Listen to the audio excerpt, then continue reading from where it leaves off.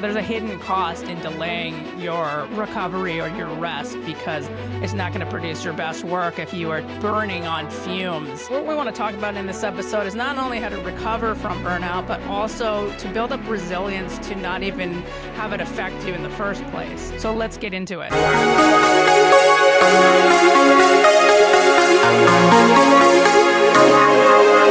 Welcome to the Creative Cynergy Show. I am your host, Coach Cyn, where we're talking mind-body wellness for writers and creators. And today's episode, we're going to be talking about how to avoid burnout while building your dreams. What does that actually look like? There's a version of success that is driven almost by fantastical stories where everything amasses perfectly. It's all linear, it goes up, and there's no obstacles whatsoever.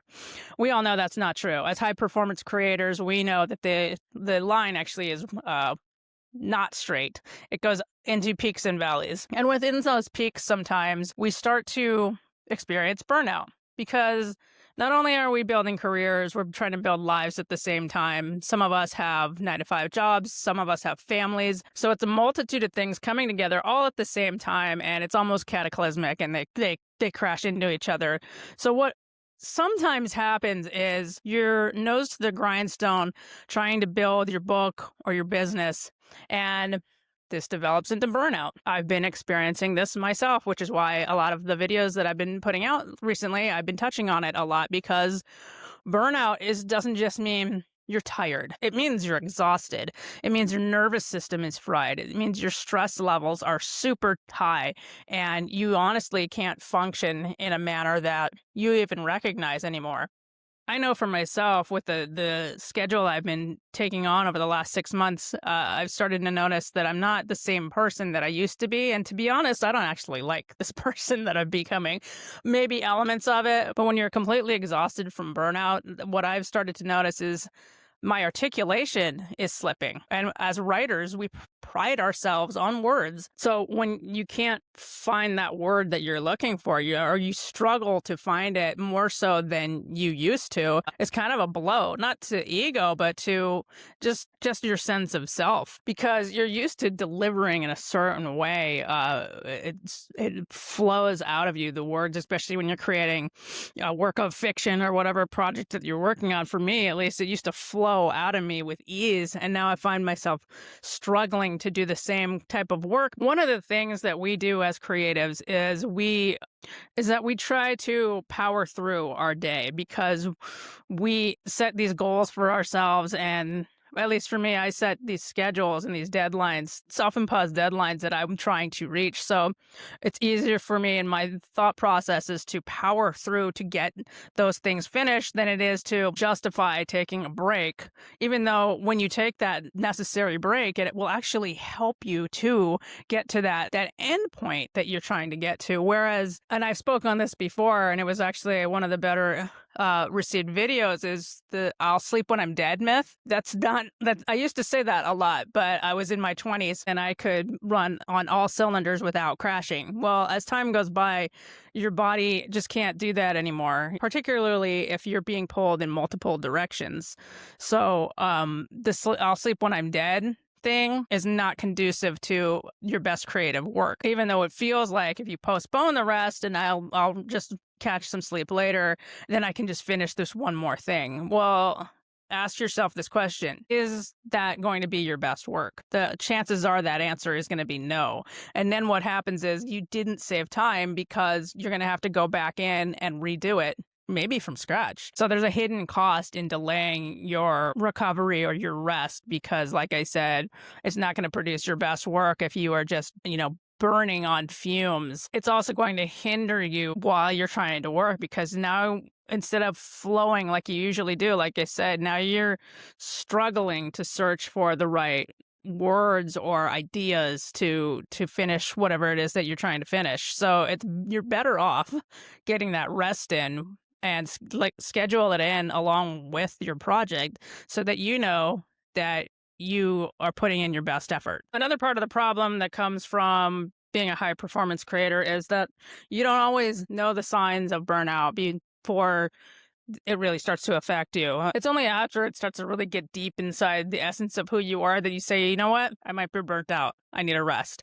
But what we want to do is figure out before that happens how we can steer away from absolutely just crashing. So some of the signs to look out for that you are starting to get burned out include being tired before you start working, feeling constantly busy but rarely fulfilled. Small tasks start to feel overwhelming. You're emotionally detached from your work, and the creativity feels forced. Starting down that list, it starts to make your creative purpose, the stuff that you used to enjoy doing, you don't enjoy doing it anymore because you're exhausted. And it's not that it's a bad idea or anything like that. You just don't have the proper energy to put into it. And now it feels, like I said, it feels forced, and you're not going to enjoy doing it. So we don't want to get to that level. Otherwise, we're going to abandon our projects. So some of the reasons that high performance creators are usually affected by this is because of it always feels like you have to go, especially if you are trying to develop a social media presence. How many times have you heard you have to post every single day, multiple times a day, keep posting every platform? I'm sorry, that's not realistic when you are one person trying to do everything. The people who are touting this, and some of them, I love what they say about certain things, but you got to understand they have full teams surrounding them that are not only shooting the content, they're editing it, they're writing it for them. The person behind the camera, the person doing the actual speaking, that's all they have to do. Whereas you and I, as solopreneurs, or we're just starting out in our creative journeys, we're doing it ourselves. So it gets exhausting to try to keep up with the Joneses, as they say, and be on multiple platforms, posting every single day, trying to engage with the audience. And at the same time, you're trying to build your initial work, be it a book or an Etsy store or whatever it is you're trying to sell. That starts to take a toll because now all your efforts going into creating content instead of creating your actual work.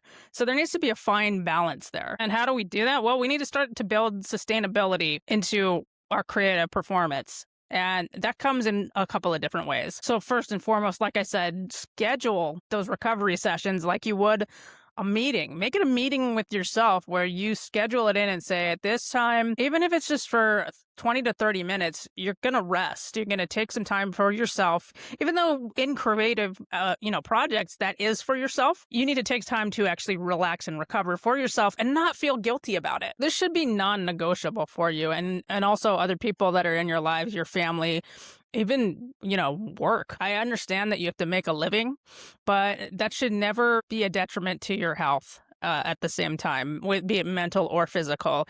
Set boundaries and stick to them because you need to protect your creative energy. Rest isn't supposed to be something that happens just after work. It's what makes the creative work possible. So factor it in. So you'll notice that these episodes are starting to get, unless I have a guest on, they're short and sweet and to the point, and that's because I'm factoring in my rest periods. I'm factoring in that you don't want to sit here watching me ramble on. Let's get to the meat of the matter. Do you ever watch the podcast and they have the title of, it sounds like something that you would relate to, and they just blather on about everything else except for what that initial title was supposed to be? I'm not trying to do that. So as you can see, at any level, you can start to experience burnout if you are just go all the time. So my challenge to you, if you stayed through the end of this episode, and thank you for that, this week I want you to start to notice the signs of burnout if they're starting to creep up on you. Don't just try to ride it out. Start to build in recovery so that burnout doesn't take over your creative life and sideline you. There's been cases of high performance creators who have gone to the hospital because they are so stressed and burned out, and that's high anxiety levels. Don't let it get to that point. Start to schedule in some self-care, whatever that means to you, and make sure you protect your creative energy. Once again, this is Coach Sin helping you on your mind-body wellness journey. If this episode or any other episodes have resonated with you, hit that like and subscribe button so you never miss any of my actionable tips or my informational interviews on the Creative Cynergy Show. And we'll see you back here next time. In the meantime, check out my free Creative Wellness Blueprint. The link is in the description, and we'll see you back here. And make sure you share this video with someone who needs it. In the meantime, show's over, Synergy.